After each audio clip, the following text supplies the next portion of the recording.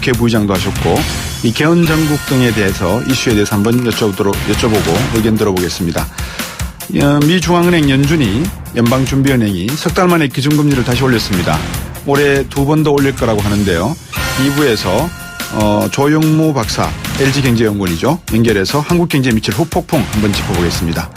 박근혜 전 대통령 소환조사를 앞두고 검찰이 우병우 전 민정수석과 대기업 수사에 시동을 걸었습니다. 어떤 의미인지 박 전 대통령에 대한 검찰 조사 쟁점과 전망 3부에서 노영희 변호사와 함께 정리해보겠습니다. 4부에서는 호남 대통령을 기치로 대선 출마를 했습니다. 국민의당 박주선 의원 전화 연결해서 출마 해변 들어보겠습니다.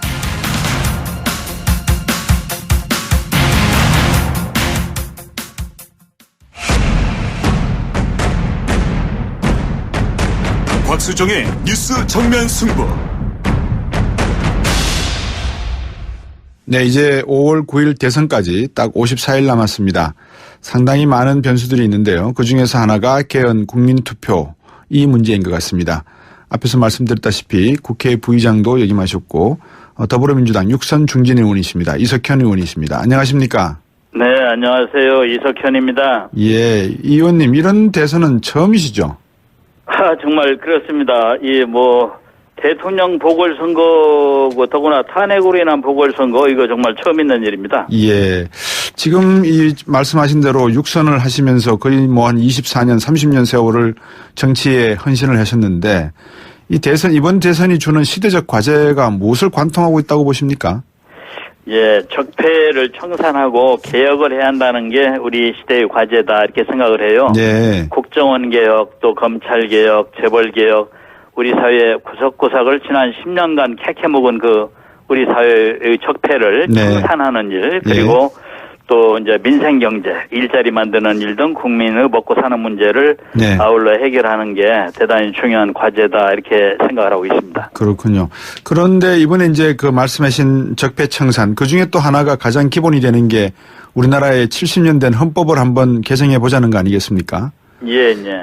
제가 듣기로는 국민의당을 비롯해서 3개 정당이 이 합의를 하겠다. 예를 들어서 5월 대선 때 개헌 투표 하자 이렇게 했다는데 더불어민주당은 동참하십니까? 아니면 생각이 없으신 겁니까? 민주당은 동참하지도 않고 이게 또 물리적으로 불가능한 일입니다. 지금 대선이 지금 54일 남았는데 어느 시간에 그 개헌안을 만들고 헌법 절차를 밟겠어요. 그래서 아마 주장하는 분들도 가능하다고 생각은 안 하고 있을 것이고 다만 지금 반문연대라고도 그러죠. 문재인 후보가 앞서 나간다 하니까 개헌을 빙자해서 개헌을 고리로 해서 반문연대를 하려고는 그런 의도가 아니겠는가. 그래서 제가 볼 때는 참 섭섭한 게 말 못하는 헌법을 질질 끌고 다니면서 정략적인 의도로 이렇게 사용을 하는 것은 헌법 모독이다. 나는 이렇게 생각합니다. 예. 헌법은 말은 못하는데 자꾸 헌법을 빌미로 해서 문재인 대표에 대항하는 모습은 같은 당에 있는 모습으로서는 썩 바람직하지 않다. 이 말씀이신 거죠? 이게 여야 간에 이게 바로 이제 3당 야합이다. 이렇게 생각을 하고 있습니다. 국민의당 박지원 대표 한번 만나보신 적 있으십니까? 최근에? 최근에는 만난 일이 없고요. 당이 다르니까. 그렇죠. 그 당이 다르셔도 이제 개헌 문제라든지 최근 육선 의원 정도 되시면 이제 박지원 의원하고 한번 국정에 대해서도 한번 이야기를 나누실 필요가 있지 않나 싶어서 제가 여쭤봤는데. 예, 우리 당에 지도부가 있기 때문에요. 제가 다선 의원이지만 이렇게 앞서고 있지는 않습니다. 네. 우리 부회장님은 개헌론자 아니십니까 혹시? 제가 19대 때 여러 의원들과 함께 개헌하자고 추진위원회도 함께 하고 그랬죠. 그래서 그런데 그때 개헌을 했어야 되는 시기였는데 안 했어요. 왜 안 했냐면 박근혜 대통령이 개헌을 하면 경제가 잘못된다 하면서 블랙홀이라고 했잖아요. 그래서 반대를 하니까 새누리당 의원들이 사석에서는 하자고 하다가도 그냥 주춤하고 안 했던 겁니다. 합의가 안 되고. 김무성 대표도 그때 중국 상해에서는 개헌을 해야 한다고 했다가 또 미국에서는 청와대가 눈 흘겼는지 또 쏙 들어가 버렸었잖아요. 그때. 이렇게 이제 시기를 놓쳤어요. 그런데 개헌을 할 수 있을 때는 안 하다가 또는 하자고 할 때 아무 말도 안 하고 있다가 대선을 코앞에 두고서 지금 갑자기 하자고 들어오고 나서는 것은 이건 좀 적절하지 않다. 제가 개헌에 대해서 시간이 꽤 여러 달 걸린다는 걸 알아요. 왜 하냐면 6월 항쟁 옛날에 있었지 않습니까? 6월 항쟁 때 전두환 대통령이 국민한테 항복해서 예. 6.29 선언을 해가지고 예. 대통령 직선 개헌을 그때 했었지 않습니까? 네. 그때 제가 뭐 했냐면 민초협 김대중 선생님 비서하면서 예. 그 개헌 전문위원회에서 헌법안 작성 특별위원회 전문위원회. 예. 신민당에. 예. 그랬는데 해보니까 예. 딱 4개월 걸렸어요. 예. 10월 29일에 새 헌법 공포했습니다. 6.29에 받아들인 건데도. 예. 그 왜 그러냐면은 그때 어땠냐면은 대통령 중심 직선제라는 권력 골격이 정해져 있는데도 개헌안 작성하고 헌법 절차 밟는 데 이렇게 걸렸는데 지금은 네. 어떠냐면은 아예 내각제 하자는 분도 계시고 네. 이원 집정부제 하자는 분도 계시고 예. 4년 중임제도 각양각색이라 예. 이거 의견을 모아가지고 개헌안을 작성하는 데만 해도 그게 몇 달 걸려요. 네. 절차는 둘째치고. 예. 그래서 지금 느닷없이 대통령 선거날 개헌하는 국민투표하자고 하는 것은 좀 억지다. 이렇게 제가 생각을 하고 있습니다. 타당 이야기입니다만 국민의당을 보면 안철수 전 대표는 그 문재인 대표와 비슷하게 내년 지방선거에서 개헌 투표하는 게 어떻겠냐 지금 이렇게 이야기하는 것 같고요. 박지원 대표는 이거 뭐 지금 개헌하는 것도 한번 고려해 볼 만하다 이런 말씀하는 거 아닙니까 혹시? 그 내년 지방선거 때 국민투표할 수 있도록 예. 대선 끝난 뒤에 네네. 국민들과 헌법은 우리 국회의원들만의 것이 아니잖아요. 네. 그러니까 국민들과 함께 의논해가면서 심 깊이 있게 추진해서 예. 내년 지방선거가 6월이죠. 그때 네. 한다는 게 그게 맞는 얘기죠. 맞는 얘기인데 네. 그렇게 하는 것이 정석이고요. 누가 뭐라고 주장하고 있는지는 내가 자세히 모르겠고. 아, 예. 근데 이제 많은 분들 중에서 어떤 분들은 이렇게 또 질문을 하세요. 그동안 대통령 후보들이 맨날 개헌 이야기하고 또 뭐 다른 약속을 했다가 대통령이 되고 나면 뭐 다 깨버리는 게 그게 공약이었지 않냐. 민주당 대선 주자들 믿어도 되냐 이런 이야기를 또 하시거든요. 예. 지난 그 이명박 박근혜 대통령 때 그 권위주의 시대에 네. 좀 그 개헌을 그렇게 이제 깼습니다만은 예. 지금 실은 이제 지금은 국민들이 들고 일어나서 탄핵도 이루어졌고 대선도 있게 됐잖아요. 네. 우리가 그런 정도로 이제는 국민 주권이 확인된 시대이기 때문에 네. 새 정부에서 누가 대통령이 돼도 네. 지금 개헌하겠다고 해놓고 대통령 된 뒤에 안 할란다 못할 겁니다. 그리고 예. 또 지금 많은 분들이 잘못 알고 있는 게 대통령이 발의해야만 개헌이 되는 걸로 알고 있는데 우리 네. 헌법이 네. 아시다시피 두 가지가 있습니다. 발의는 하나는 대통령이 할 수 있는 게 있고 예. 국회의원 과반수가 예. 발의할 수 있는 게 있어요. 그래서 이제는 어느 대통령이 네. 국회에서 개헌하려고 할 때 그걸 못하게 억누를 그런 시대가 지났지 않습니까? 앞으로 네네, 그래서 대통령 선거 끝나고 나면은 네. 국민들 의견을 들어가면서 토론해가면서 예. 종지를 모으는 게 중요하죠. 왜냐하면 몇십 년 써야 되니까요. 예. 뭐 대통령도 할 수 있고 국회의원 과반수 이상도 할 수 있다고 하셨으니까 예. 뭐 어쨌든 차기 정부는 뭐 뭐라 그럴까요? 과반수를 넘어가는 정당은 없을 거 아니겠습니까? 그죠? 연정을 계속 해야 되는 상태가 아니겠습니까? 네, 그때 상황이 어떻게 될지는 잘 알 수 없지만 네네. 결국은 또 이렇게 됩니다. 발의는 국회의원 절반 이상이 하거나 대통령이 할 수 있는데 네. 국회에서 의결은 또 3분의 2가 돼야 되죠. 예, 200명 이상이 찬성해서 의결하고 그다음에 이제 국민투표에 붙이거든요. 네네. 그렇다고 말씀하십시오. 그래서 실은 여야 의원들이 서로 의견이 맞아야 개헌이 될 겁니다. 그렇죠. 합의들이 돼야. 예. 그러면 이 선거 전에 대선 전에 차라리 대통령 후보들이나 또 국회에서도 예. 개헌 일정을 확실하게 공약을 하면서 출발하는 것은 어떻겠습니까?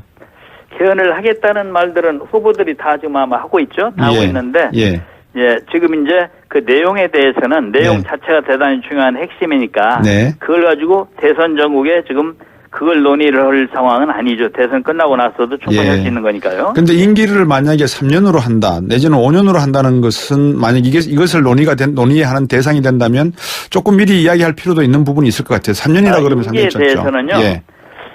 지금 대통령 임기를 이제 3년으로 하자고 주장하시는 분들도 있던데 저는 그거는 정말 잘못된 얘기라고 생각합니다. 왜냐하면 앞으로 새 정부에서는 적폐 청산을 하고 개혁을 해내야 되는데 그런 일들을 하기에 3년으로는 워낙 부족하게 또 하나는요.